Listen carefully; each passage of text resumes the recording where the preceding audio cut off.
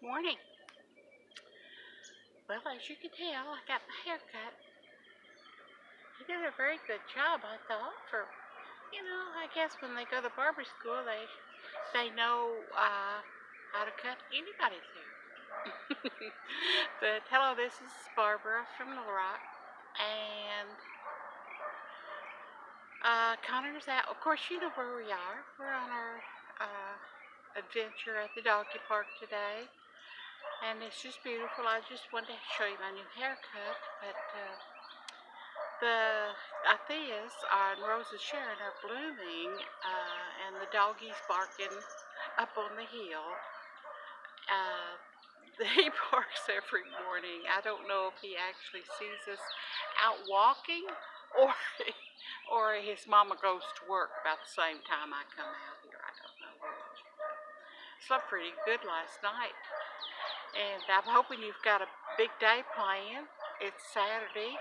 Beautiful, not a cloud in the sky at 7:30 this morning on the 20th. I think it's the 20th. And the air isn't humid, or it doesn't feel humid to me this morning, which is good. And let's see, I'm going to, of course, I repeat myself every morning that I will be writing more letters today. I'm trying to think what I'm going to write, though. Sometimes it's just like talking. What do you talk about? I don't want to talk about how I feel all the time. Are you looking at me sitting in my rollator?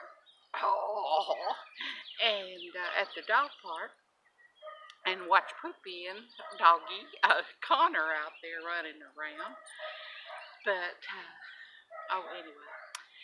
Let's see, today I think I'm going to talk about life itself. We learn from life, and now that I have time to reflect on my life, I learn about life. At the time, I didn't learn it. Some great misadventures or adventures. I remember one day a friend of mine was back in '74, I think it was, and she called me and uh, she says, "What are you doing this weekend?" And I said, "Oh, mowing the yard or whatever I had on my plans, taking the kids to junior deputy bowling league, going to grocery store, just major things, washing and stuff." And she says, "How would you like to go to New Orleans for the weekend?" Friends and I are driving down there, and one of the girls canceled, and her way's completely paid because she paid for everything. How would you like to go? Well, that sounds like a good idea. So I called my husband, who had plans on going fishing or something. I don't know what he had planned, but and he said, "Sure." Of course, he had any kind of reason to get rid of me. It made him happy anyway. So anyway, he drops me off and at Browning's home breakfast or something in South Little Rock, and we get in the car. I get in the car with these ladies. Now, one of the rules she told me was you do not learn anybody's last name, because we are Overeaters Anonymous of Little Rock. I said, "Oh, okay, first names only." And what we were doing in New Orleans, she tells me on our way down there and everybody else, that we're going to an Overeaters Anonymous convention in New Orleans. Oh, I said, "Okay, this sounds good to me. I mean, why not?" So we drove in the car all the way down there. I think there was 4 or 5 of us. Got to New Orleans and checked in this really nice hotel where the convention was being held. And first thing she tells me, "Okay, now this is how it works. We only paid for 3. So others are going to have to sneak into the room." And they had a room with 2 beds. 5 people, 5 girls. So, okay, since I was the new kid on the block, of course I was going to have to be the one to sneak in. One of me and I can't remember the other girl's name. Wilma, I don't know. Anyway, it doesn't matter. So they check into the room, the other three. They get the little guy with his little cart, and they load up their suitcases. Now, we're only going to be there 2 nights, but every one of them have big suitcases with hair dryers and everything. So the first group goes up and checks in and figures out where they're going to sleep, right? Well, we decided that me and Wilma decided we'd just go on the elevator, and take our luggage up, not check in, and which we did.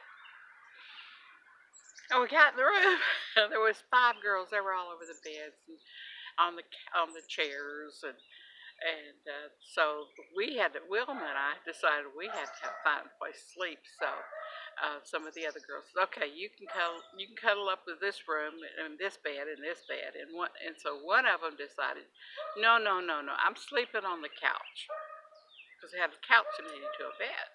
It was a sort of a suite in New Orleans. I wish I could remember the hotel. I'm gonna have to rattle my brain one of these days and remember the details. But so we checked in. It was beautiful in New Orleans. Of course, the girl that's brought us was my friend, and I just loved her to death. I did. She was a lot of fun. And anyway, the next morning we all got up and went to have coffee down by the river and have these bernets or some kind of rolls with goody stuff. I don't know where it was. Somewhere they're very famous in New Orleans. Of course, this is the 70s, so I'm learning a lot about New Orleans my first trip, and some of the others the first trip too. So she takes us on a tour because she used to live in New Orleans, and so we had the best time running around, riding trolleys, watching all the sights, and smelling down by the what was the name of the street down there in New Orleans? I wish I could remember details. But I can remember we were walking up and down. Everything was, closed up. It stank. It was dirty. And this was in the mornings. None of the businesses were open. Anything. But we were just taking the tour of the sites in the mornings. And also, she had a car because she brought us. So she was driving us all over New Orleans. Oh, I just love New Orleans. I just thought it was beautiful. But I knew nothing until the night. Well, the convention, okay, they were Overeaters Anonymous. They had all kinds of workshops that you could go to, like they do at conventions. And everybody was trying to decide which workshop to go to. So I decided to go with Wilma wherever she went. You know. So we went into class, and there were some doctors there, and some people from all over the country were there that were members of Overeaters Anonymous. Well, the doctor got up there and started talking, and what they were talking about was the topic of skin. Not skin care, but you could include that in there. They did have that kind of doctor there. But the main thing was what to do when you've lost 200 or 300 pounds and you have the skin. And they gave you lots of options. So I watched, and then there were some ladies there that were in the group that had some surgeries to remove this skin when they lost hundreds of pounds. Very, very interesting. But at the time, it was new to me. Totally new, that that world. And there were a lot of thin people there who had been huge. And of course, they gave their testimonials and what they did.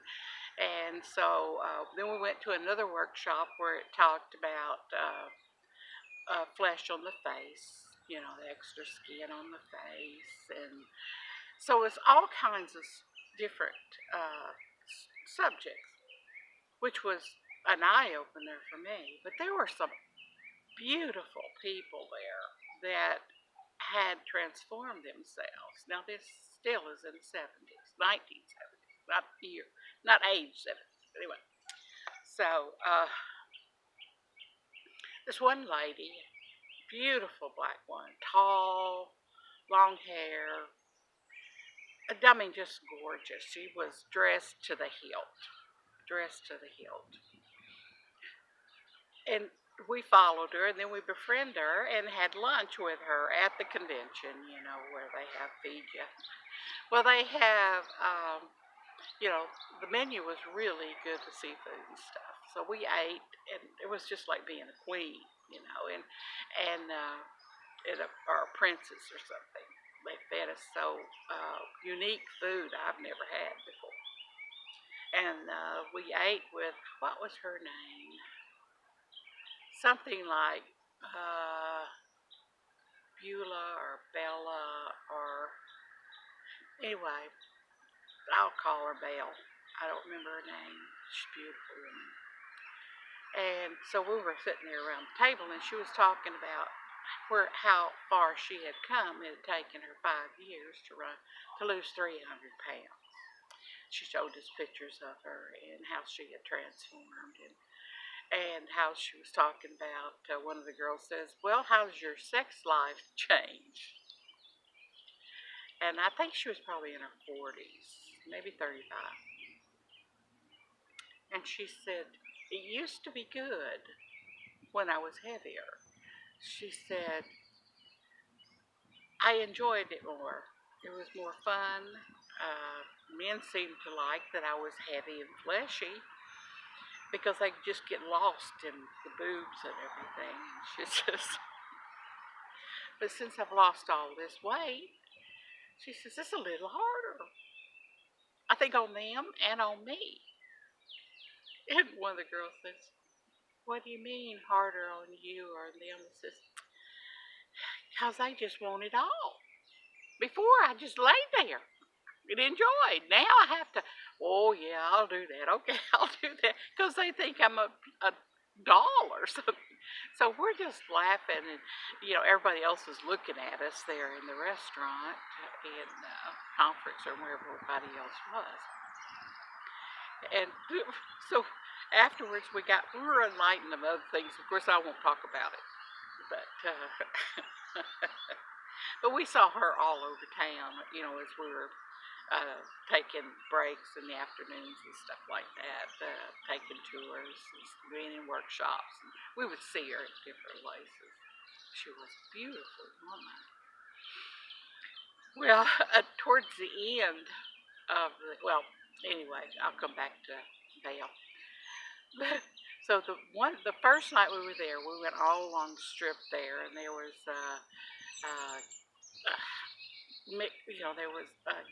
there were men dressed as women, and there were women that were strippers, and there was music and blues, and as you walked through the night, you sort of walked in sort of a cloud of people and sounds, and the skies were dark, but the city streets were alive with light, and you could feel the energy, how beautiful it was. I kept getting lost from the group because I kept stopping and looking in the doors, in each one of these places. So Wilma, I tried to hang on to Wilma. Wilma was with the group because she's afraid of getting lost. So anyway, we'd been out on the town all night, drinking and listening to blues and watching people, doing all the things, and listening to stories, meeting people. Getting late about 2 o'clock in the morning, and our leader, she said, well, we're going to head back to the hotel, since that we walked from the hotel, if I'm not mistaken. In fact, I think we stayed in the hotel downtown, and the car was up in a lift up on top of the hotel or something. So we didn't have the car, not unless we checked it out. And that night, we had just walked around town. Bourbon Street, that was where we were. So we were walking along the bay, and there were huge ships. I mean, huge ships, the biggest ships I've ever seen besides the barges on the Arkansas River, Mississippi River. Anyway, everything was quietening down, and we were, walking back in our heels about this high. I don't know why we're so stupid. But anyway, and we're walking along there. We're beginning to thin out a little bit. And all of a sudden, thin out, or, some of us, but being bunched together, we were separating a little bit as we walked along in the dark. And all of a sudden we heard the screaming and hollering and gunshots. And I was thinking, oh my, what are bomb? Well, we were all just stopped in our tracks, except for our leader. She says, girls, run, get cover.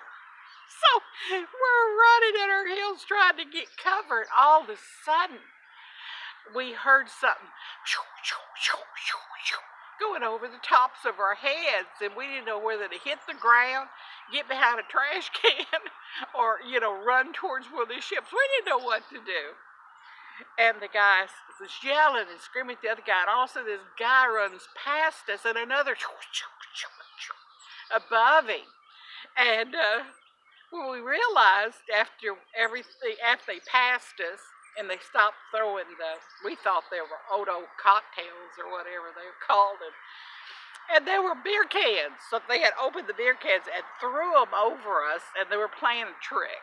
A bunch of 20-year-old men or something. And we thought we were going to die. One of the things I thought about, which I said to myself, I didn't tell my husband where I was staying. I didn't say what group I was with. He just dropped me off there at the car. He doesn't know my friend.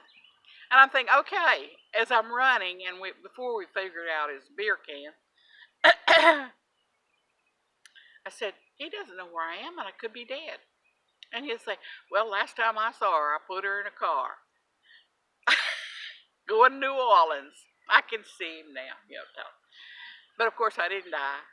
But I did do that, and from then on, any trip I went, and I went on a lot of trips, and I loved traveling, especially with a group of girls. We always had so much fun. And after we got back to the room, we were so exhausted, and some had broke their heels off, so, during the rest of the conference, we had to dress and go find a pair of shoes or flip-flops and things like that. But anyway, I don't even know why I got on that story.